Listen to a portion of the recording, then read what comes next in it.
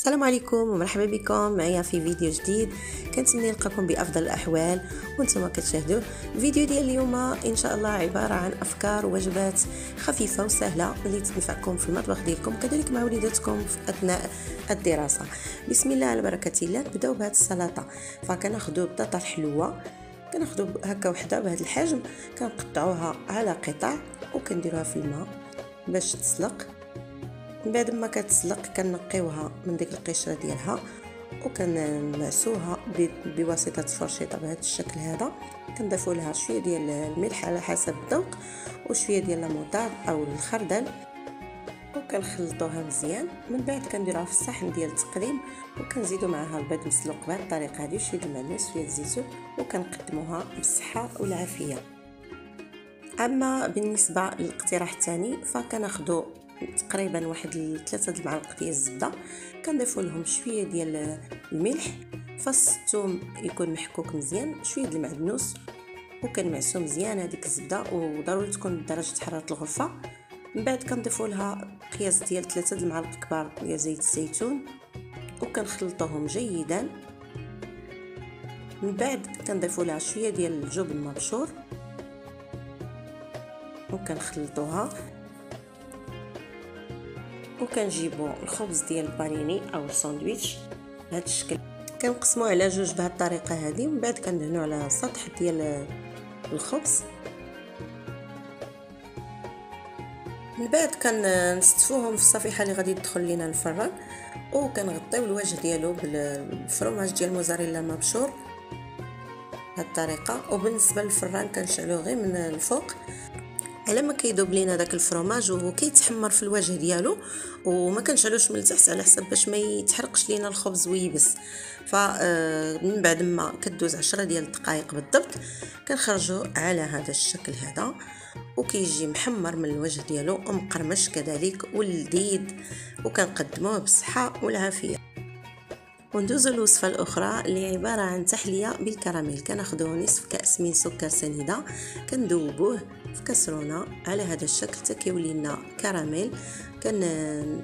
كنخويوه في المول بهذا الشكل، اي مول تفضلوا ديروا فيه صافي، وكنوزعوه ونخليوه على جنب.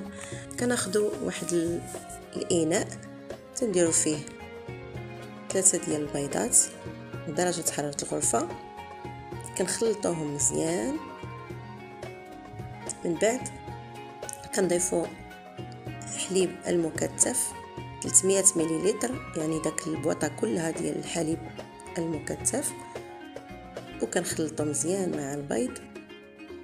من بعد كناخذوا كاس ديال الكوك ما يعادل 100 غرام هكاك وكنخلطوه مزيان. من بعد كنضيفوا 200 مليلتر ديال الحليب وكنخلطو مزيان حتى كيتجانسوا دوك العناصر.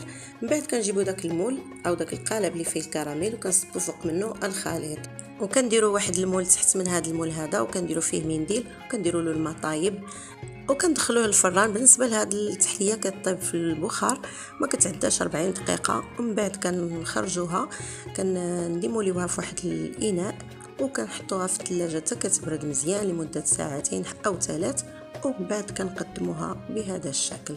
ندوزو الوصفه المتتاليه.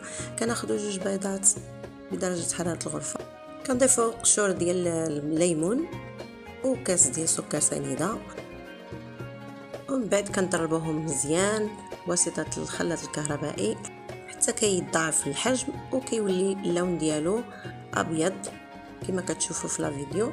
من بعد غادي نجيبوا الدقيق. بالنسبه للدقيق عندنا هنايا 180 غرام ديال الدقيق، وضروري ما كنغربلوه. غادي نديروا واحد الكيس ديال خميره الحلويات 7 غرام او 8 غرام وكنغربلوه جيدا. من بعد كنبداو نخلطوا غير بهاد سباتولا او بواسطه الفوي اللي كان. غادي نكمل داك ما تبقى ديال الدقيق وكنخلط مزيان حتى كيندمج مزيان داك الدقيق. والزبده راه حنا ذوبناها. بالنسبه للزبده انا تقريبا كاس الى ربع ديال الزبده نضيفوها حتى كتبرد باش هكا ما كتخسرش لينا الخليط. وكما شفتوا كنزيدوها على دفعتين. من بعد ما كنخلطوا مزيان الخليط كنغطيوه وكنخليوه تقريبا نصف ساعه. من بعد عاد كنجيبوا المول الخاص بالمادلين اللي سبق ومدهون بالزبده. من بعد كنبقاو نديروا داك الخليط بواسطه ملعقه كنعمروا دوك ليمون. بالنسبه للفران كنشعلوه على 200 درجه حتى كيسخن مزيان. ملي كندخلوا المول ديال المادلين كنقصوا له الحراره ل 150 مده الطهي 10 ديال الدقائق وكنقدموها بهذا الشكل. اما بالنسبه للفكره الاخرى فكروكيت بالخضر والارز. كناخذوا بطاطا وخيزويه وكنبشروهم بواسطه هاد الحكاكه الجهه الغليظه. كنحكوا الخيزويه الاولى او الجزره كنعسروها من داك الماء بهذا الشكل، ونفس الشيء بالنسبه حتى للبطاطا وكنصفيوهم مزيان من داك الماء اللي كيكون فيهم. من بعد كنجيبوا نص كاس ديال الرز اللي كنكونوا سلقناه من قبل وكنديروا التوابل فص ديال الثوم وشويه ديال الكركم والبزار والملحه وكنخلطوا ديك العناصر مزيان. بعد كنضيفوا لهم 3 المعالق ممسوحين ديال النشا او يكونوا حتى ديال الدقيق وكنخلطوا جيدا. كنحضروا المقلاس فيها زيت فوق النار كتكون قليله باش تسخن لنا. من بعد كناخذوا شويه ديال الزيت كنبداو نشكلوا الاصابع ديال هاد لي كروكيت ديال الخضر بالرز بهذا الشكل وكنخليوها تقريبا واحد 5 دقائق في الثلاجه باش كتماسك. من بعد كنبداو نقليوها في الزيت.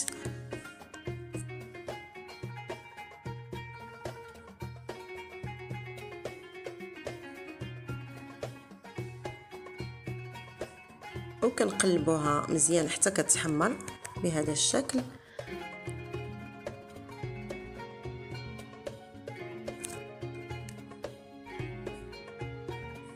صافي. ومن بعد كنقدموها بهذا الشكل مع صلصه ديال الكيتشوب. وبالنسبه لهاد الاصابع ديال الخضر مع الرز كيجيو لذاذين ومقرمشين من برا. ندوزو الوصفه المتتاليه. كناخذوا شرائح من خبز ديال التوست كنحيدوا لهم داك الجناب ديالهم بواحد السكين كنخليو غير داك الوسط ديالهم وكناخذوا الدلاك وتنطلقوا دوك الشرائح كل وحده بوحديتها حتى يعني كنرققوهم حتى كنحصلوا على واحد السمك اللي نقدروا نروليوهم. فكما كتلاحظوا في الفيديو من بعد غادي ناخذوا كل وحده غادي ندهنوها بنوتيلا وغادي نستمروا بنفس العمليه حتى كنساليو داك الشرائح كاملين. يعني كندهنوهم بنوتيلا وكنروليوهم.